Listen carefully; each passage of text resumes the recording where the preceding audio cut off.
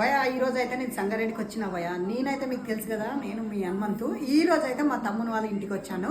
అయితే వీళ్ళన్న అయితే రీసెంట్గా 10th పాస్ అయ్యాడు. ఏం తీసుకోవాలనే ఆలోచనలు అయితే ఉన్నాడు. అయితే మొత్తం అయితే వాళ్ళ తమ్మునితో మాట్లాడి తెలుసుకున్నాం. చెప్పు మీ అన్న గురించి. మీ అన్న గురించి ఏం తీసుకుందాం అంటుండు మీ అన్న? పాలిటెక్నిక్ ఐఐటి తీసుకుందాం అంటున్నాడు. పాలిటెక్నిక్ లేదా ఐఐటి తీసుకుందాం అంటున్నా. మరి నువ్వేమనుకుంటున్నావు? మీ అన్న ఐటీఐ తీసుకుంటే బాగా అనిపిస్తుందా, ఎట్లా అనిపిస్తుంది?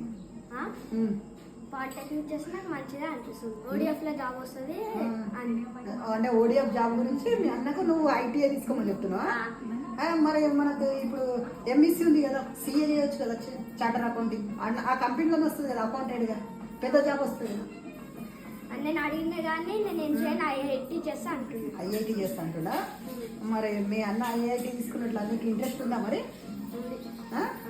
Right, okay, bye.